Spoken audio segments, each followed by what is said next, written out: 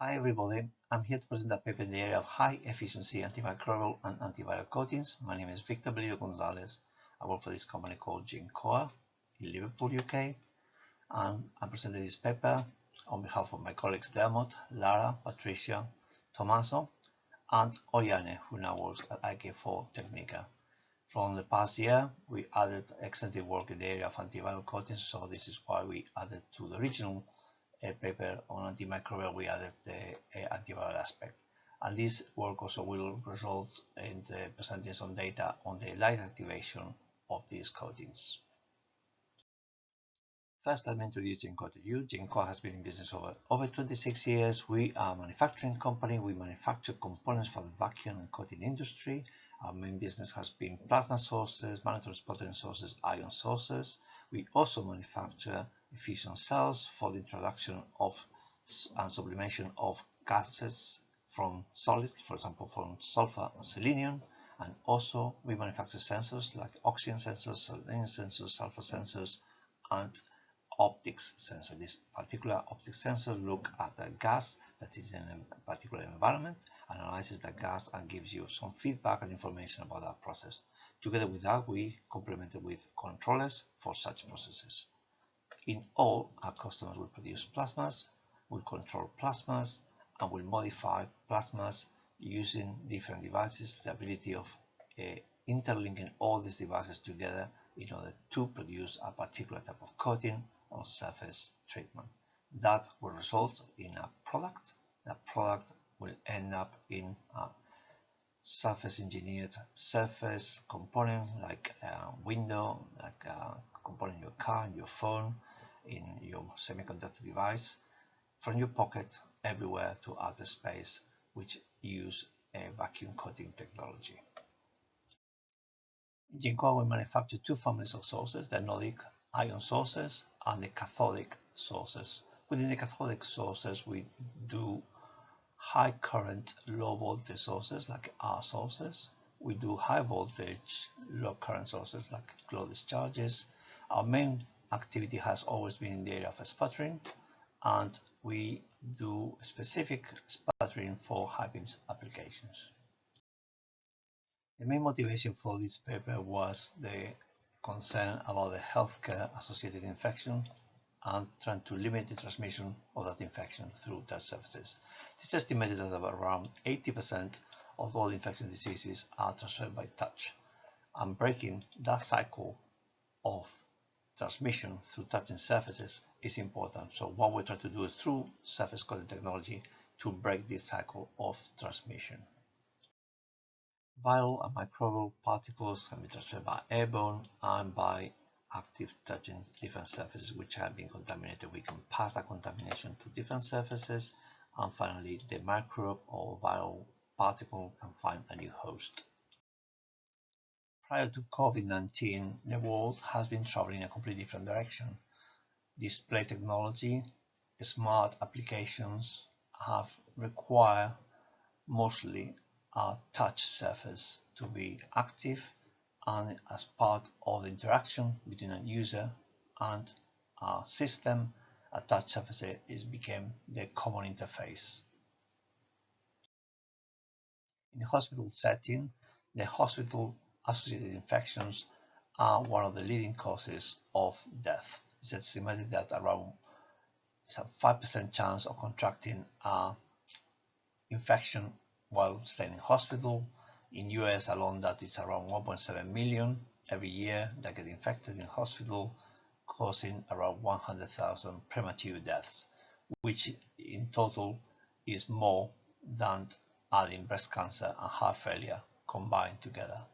And this is one of the top 10 causes of death, for example, in US. So in our work, we have been looking at vacuum coating technology as a way to introduce a surface with antimicrobial and antiviral properties. In specifically, physical vapor deposition techniques can be used, among them thermal evaporation, but ones that we have been looking at have been arc evaporation and marathon sputtering. When it comes to arc, the natural defects produced by arc can be used as an antimicrobial and antiviral advantage. and the use of different gas chemistry can help us to produce different types of coating. In regards to sputtering, this is a very flexible technique. It's able to produce smooth, rough coatings. The coating chemistry can be easily changed and functionalities can be easily adjusted. It is easy to move from one particular process condition to another process condition by gas chemistry and by changing the nature of the target, which could be very, very varied. In Arc, by controlling the density of defects, it is possible to produce coatings with high density of defects and low density of defects. Sputtering has a very wide range of coating applications. It produces generally a low temperature deposition, and you can achieve different levels of transparency. It is easy to see the need for antimicrobial antiviral protection in objects like handles, which are used in areas of heavy human traffic. There is a need for see-through applications where we need to add this antimicrobial antiviral activity. Like touch panel displays could be either inflexible, so a roll-to-roll application is easy to apply, or could be rigid displays. Also, there are some 3D objects like these operating goggles where the see-through element is very, very important. We have been working on see-through projects. This is an example of a hospital here in Liverpool. We have been coating several objects like toys. We have been coating visors, and it's important for precision surgery to have a clear see-through. For that, having anti-reflective and antiviral added property for the visor is important. Another area of see-through of medical environment is when applied to objects which are key instrumentation used in operating theaters and treatment rooms, where the complexity of cleaning makes it very difficult for these objects to be used in conditions which are clean and sterile, and sometimes this results to plastic bag them in order to use them in a safe way. The use of coating technology with antimicrobial antiviral properties obviously will be an improvement to the present conditions. So what makes a surface antimicrobial antiviral? Specifically, we're going to look at electrochemistry and the electrochemistry by catalysis, oxidative catalysis. So the surface would be able to pass that oxidative effect into the bacteria and the virus, oxidizing, but the oxygen is mainly supplied by the atmosphere. One area that we aimed in this paper was to add some photocatalytic activity in the oxidative reaction of bacteria and viruses. For that, generally UV has been used, but it's of interest to use visible because it's the biggest proportion of solar light and also is the biggest proportion in an office environment. As part of our test, we have been using UV light in two different wavelengths. We have been also using some visible light over a wider spectrum, mainly centered around the green color. In order to evaluate the antimicrobial activity, we have been using a modification of the Miller redox reaction. The Miller redox reaction of reducing sugar like fructose in contact with an oxidating agent like a dinitro-salicylic acid will oxidize, so the sugar will oxidize and the nitrosalicylic acid will reduce, will form an amino group, which in contact with the aromatic ring will have a change in color from this yellow transform into this red color.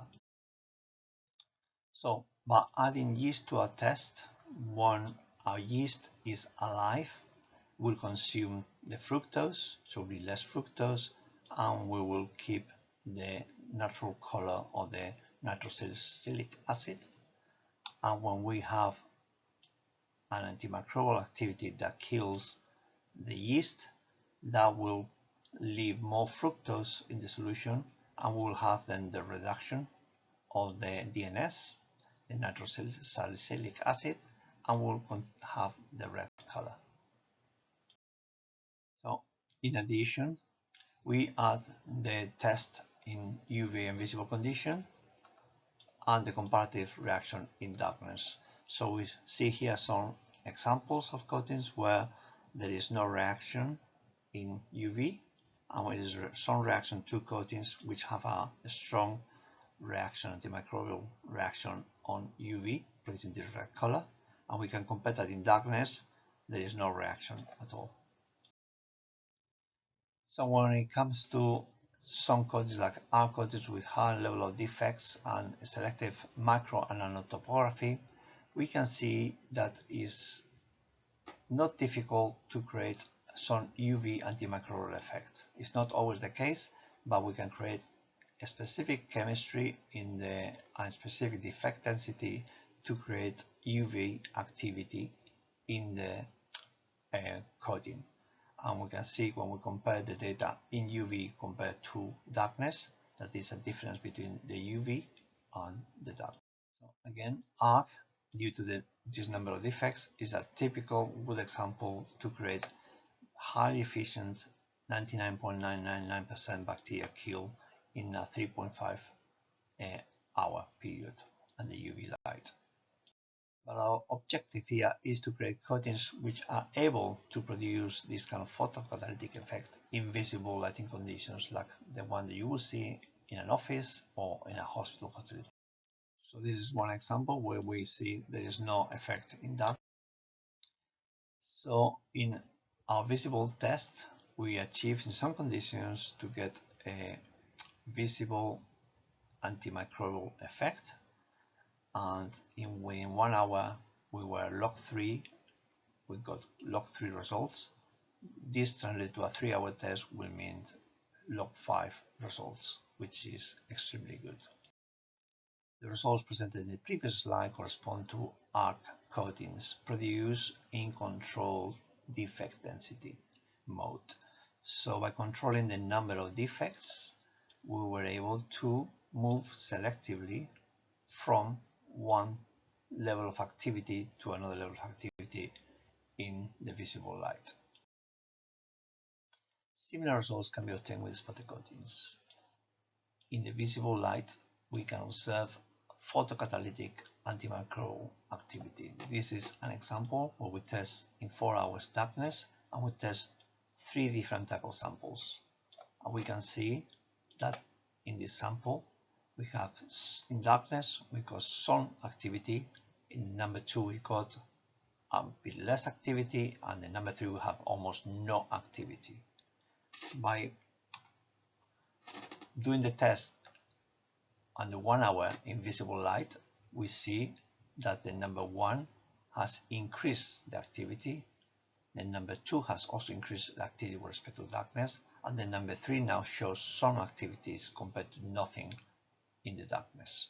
That demonstrates the photocatalysis in visible light of these coatings.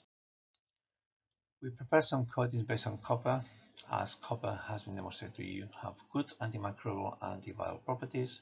So 3 different types of coatings were produced in this case, and in this case, in darkness, we can see that the sample 1 and sample 2 present good antimicrobial properties, and sample 3 very little antimicrobial properties.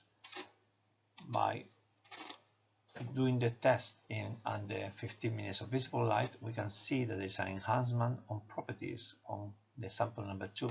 The dark is a darker color, and also we have an increase in performance on sample number 3, whereas sample number 1 doesn't show, although it has an activity in darkness, doesn't show an improvement with the visible light. So with all this, we can look at coatings and the performance in the area of UV photocatalysis, visible photocatalysis, and other properties that are important as a production and usage, like its coating transparency and substrate temperature. So monitoring and sputtering, you have a bit of everything you can have. You can select coatings that produce a good UV performance, but you also have coatings that don't respond to UV. Same thing for on the visible. We were able to produce visible photocatalysis coatings, antimicrobial, based on monitoring and sputtering, with very good transparency and with low temperature on the substrate.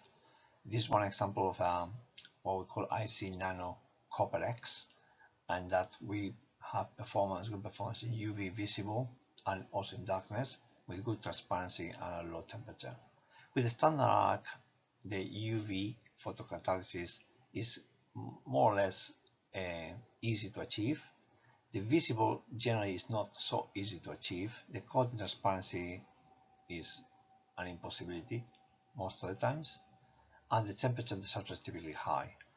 With modifications of this arc in order to control the defect densities and other properties, it is possible to have a visible photocatalysis of those coatings. However, the coating transparency is not there, and still the temperature discharge will be very high. On our viral test, we will use the ISO 21702-2019 procedure in which a macrophage cell monolayer is deposited on top of agar. Over there, we will dilute viral particles, and those viral particles, the aim is to have single viral particles on single cells. The single viral particle, was initially deposited over a particular macrophage cell, will find its way into the cell, will replicate, will kill the cell, and then will propagate to the neighboring cells. In that way, will extend, that will produce propagation and defection, and this propagation will produce some kind of plaques. In order to count and visualize the number of plaques, we need the staining. We can stain the dead cells, or we can stain the living cells, and by staining we can review the plaques, the number of plaques, which each one of them will correspond to our original single viral particle. For the viral test, we use transmissible gastroenteritis virus, which is a coronavirus, so we use it as a proxy for SARS-CoV-2. This transmissible gastroenteritis virus affects the gastrointestinal tract in piglets mainly, but has a lower level of safety requirements, biosafety level 2. We tested two coatings which have two different levels in our Gencoa-Miller scale, the IC Nano Copper and the IC Nano Copper X.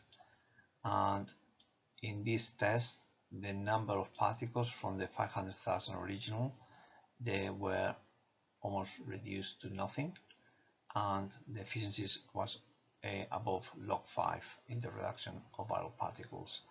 For the IC Nano Copper X, the reduction in viral particles was 98.1%. Due to the high activity on these IC Nano Copper coatings, what we decided was to do, instead of 2 hours test, do 5 minutes and 50 minutes test in order to count a higher number of viral particles surviving the test. So in the 15 minutes test, what we found is only in 1 out of the 3 tests we could count any particles.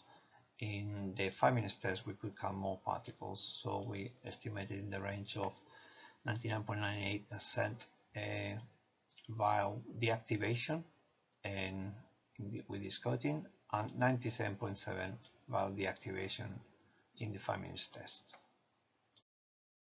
So as conclusions, PVD coatings with antimicrobial antiviral properties can be produced. Coatings with UV visible photocatalytic antimicrobial antiviral other properties are possible. The arc-based coatings can be used in non-transparent and less temperature-sensitive applications with good antimicrobial antiviral results. And monitoring sputtering offers a wider range of applications, from opaque coatings to transparent applications with good antimicrobial antiviral applications. And with this, I conclude my talk. Thank you very much for your attention.